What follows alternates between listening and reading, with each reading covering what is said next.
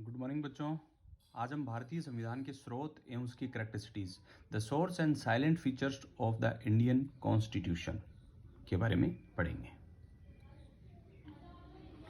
भारतीय संविधान अपनी अतीतकालीन आस्थाओं और परंपराओं का प्रतीक है। भारतीय संविधान निर्माताओं के समक्ष औपनिवेशिक आधिपत्य से स्वतंत्र हुए भारत के लिए राजनीतिक संवैधानिक ढांचे के निर्धारण के साथ साथ ऐसे संविधान के निर्माण का ध्येय भी था जो विशेष परिस्थितियों में राष्ट्र को गतिशील रखे। हमने भारत के संविधान को व्यवहारिक बनाने के विभिन्न संविधानों का अध्ययन किया, उनके अच्छाइयाँ, उनकी बुराइयाँ, उनके मेरिट्स डिमेरिट्स का अध्ययन किया और इस प्रकार हमारे जो संविधान के प्रमुख शिल्पकार हैं डॉक्टर भीमराव अंबेडकर ने जैसे कि कहा है कि हमारे संविधान में नवीन बात हो सकती है तो यही है कि इसे पुराने प्रचलित संविधान की विकृतियों से दूर किया जाए और उसे देश की आवश्यकताओं के अनुरूप ढाला जाए। संविधान के मुख्य स्रोत में पुरातन संवैधानिक अधिनियम, संविधान के स्रोत,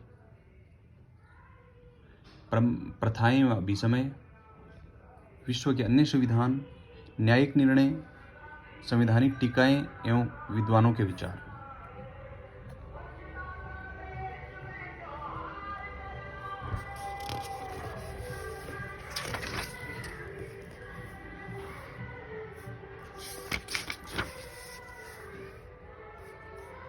पुराने संवैधानिक विषयों में जैसे 1858 का शासन अधिनियम, 1892, 1909, 1919, 1935 के विषय में 1928 में प्रकाशित नेहरू प्रतिवेदन भारत के संविधान का विशेष प्रभाव परिलक्षित होते हैं। ठीक है। और 1935 के अधिनियम तो इस तरह का है कि उसमें से 200 धाराएं हमने अक्सर से उठाई हैं। ठीक है। जैसे 1935 से हमने ली संघ तीनों सूचियां ले ली, संघ सूची, राज्य सूची और समवर्ती सूची। ठीक है। और राष्ट्रीय आपातकाल की घोषणा ले ली। 1935 के अधिनियम में जो गवर्नर के पद हैं वो सेम उसी तरह के हैं, इत्यादि कई घटनाएं हमने ली है। विश्व के अन्य संविधानों के प्रभाव में हमने जैसे ब्रिटेन के संविधान से संसदीय शासन पद्धति, कानून का शासन, एकीकृत न्यायिक प्रणाली, एकीकृत नौकरशाही, विधि निर्माण की प्रक्रिया, लोकसभा में विधानसभा के प्रतिनिधिमंडल का सामूहिक उत्तरदायित्व, राष्ट्र के प्रधान के रूप में राष्ट्रपति की औपचारिक स्थिति, संसद एवं विधानमंडलों की प्रक्रिया, संसद एवं विधानमंडलों के सदस्यों के विशेषाधिकार, उन्मुक्ति एवं इकहरी नागरिकता।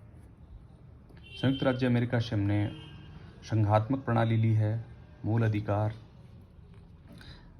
स्वतंत्र एवं निष्पक्ष न्यायपालिका, न्यायिक पुनरावलोकन का सिद्धांत। ये वेरी इंपॉर्टेंट, न्यायिक पुनरावलोकन हमने अमेरिकी संविधान से लिया है। ब्रिटेन के संविधान में न्यायिक पुनरावलोकन नहीं है। उपराष्ट्रपति का पद, संविधान की सर्वोच्चता, राष्ट्रपति पर महाभियोग, संविधान की सर्वोच्चता भी हमने अमेरिकी संविधान से ली है, क्योंकि ब्रिटेन में सर्वोच्च कौन है? संसद है, और जबकि भारत में सर्वोच्च कौन है? संविधान है। कनाडा के संविधान से हमने अवशिष्ट शक्तियाँ ली हैं। आयरलैंड के संविधान से हमने राज्य के डायरेक्टिव प्रिंसिपल, नीति निर्देशक तत्व है, राष्ट्रपति निर्वाचन के लिए निर्वाचक मंडल की व्यवस्था, राष्ट्रपति द्वारा राज्यसभा में साहित्य, कला, विज्ञान, समाज सेवा आदि में ख्याति लक्ष्य व्यक्तियों का मनोनयन और आपातकालीन उपबंध है, इत्यादि लिए।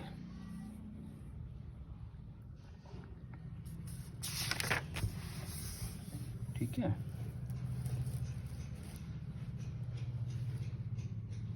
जर्मनी के संविधान से हमने आपात उपबंध लिए हैं। पूर्व सोवियत संघ से हमने मूल कर्तव्य लिए हैं।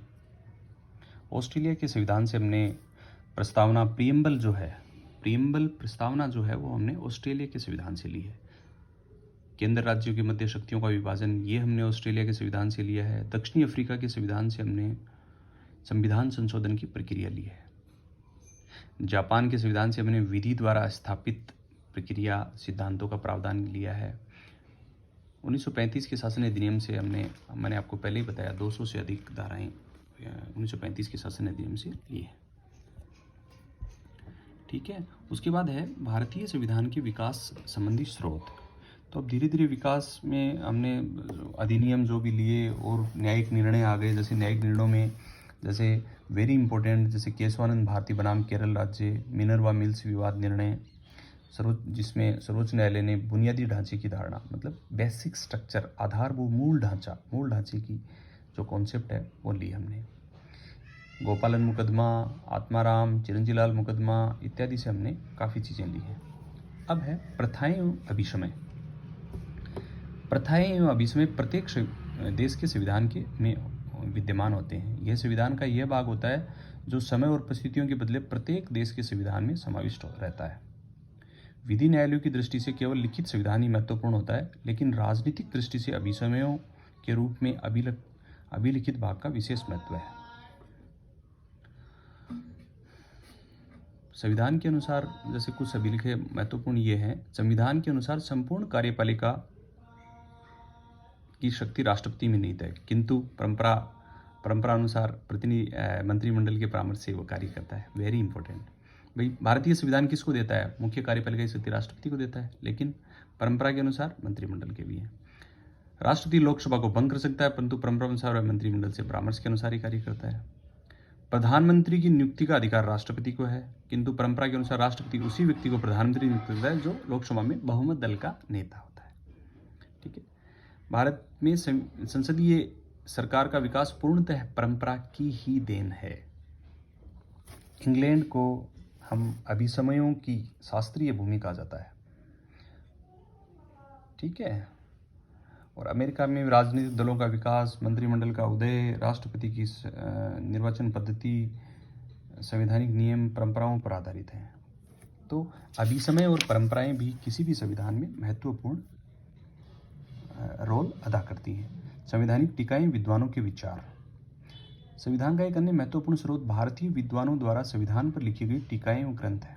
साथ ही देश के संवैधानिक कानून के अभिसमयों द्वारा समय समय पर व्यक्त किए गए विचार महत्वपूर्ण है। भारतीय संविधान पर लिखे गए प्रमुख ग्रंथ दुर्गादास बसु की कृति है, जैसे commentary on the constitution of India, Gledhill की है the republic of India, Dicey की है the law of the constitution. पुस्तक से भी हमें भारतीय संविधान के सूक्ष्मतम पहलुओं पर प्रकाश पड़ता है। उक्त उल्लेख से स्पष्ट है कि भारतीय संविधान निर्माताओं ने संविधान की रचना में श्रेष्ठ एवं उपयोगी स्रोतों को अपनाया है, किंतु संविधान की रचना में अंध अनुकरण नहीं वरन सतर्क अनुकूलन की प्रवृत्ति को अपनाया है। डॉक्टर अंबेडकर ने स्वीकार किया है कि भारतीय संविधान व्यावहारिक है, उसमें परिवर्तन की क्षमता है।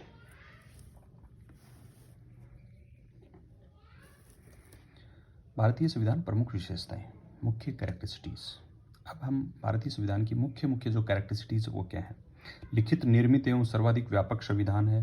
395 अनुच्छेद, 8 अनुसूचियां, 12 भाग हैं। अब 12 अनुसूचियां हो गई, पहले 8 थी, अब 12 अनुसूचियां हो गई। तो ये काफ़ी बड़ा संविधान है। ठीक है। प्रभुत्व संपन्न लोकतंत्रात्मक पंथ निरपेक्ष समाजवादी गणराज्य की स्थापना, दैट्स वेरी इंपॉर्टेंट। संसदीय पद्धति की सरकार, स्वतंत्र एवं निष्पक्ष न्यायपालिका, संसदीय प्रभुत्व एवं न्यायिक सर्वोच्चता में समन्वय, मूल अधिकारों का समावेश, राज्य की नीति निर्देशक तत्व, नम्य एवं अनम्य संविधान, केंद्राभिमुख संविधान, वयस्क मताधिकार, एकल नागरिकता का प्रावधान, मूल कर्तव्यों का समावेश। मूल कर्तव्य हमने 51 क में लिए हैं, वो सरदार सरवण सिंह समिति की सिफारिश के ऊपर 42वें संविधान संशोधन द्वारा हमने मूल कर्तव्यों का हमारे संविधान में समावेश किया है। वयस्क मताधिकार भी हमने 61वें संविधान में मताधिकार की उम्र जो है वो 18 वर्ष कर दी है। सामाजिक समरसता एवं न्याय की स्थापना, वैश्विक शांति एवं सहअस्तित्व में आस्था। वैश्विक शांति एवं सहअस्तित्व के लिए हमने संविधान में कि अनुच्छेद 51 में स्पष्ट लिखा है कि अंतर्राष्ट्रीय शक्ति, शांति और सुरक्षा की अभिवृद्धि के लिए नीति निर्देशक सिद्धांतों का वर्णन किया गया है। ठीक है ना। तो ये भारतीय संविधान का निर्माण एवं उसकी विशेषताएं आज हमने कंप्लीट किया। थैंक यू, धन्यवाद।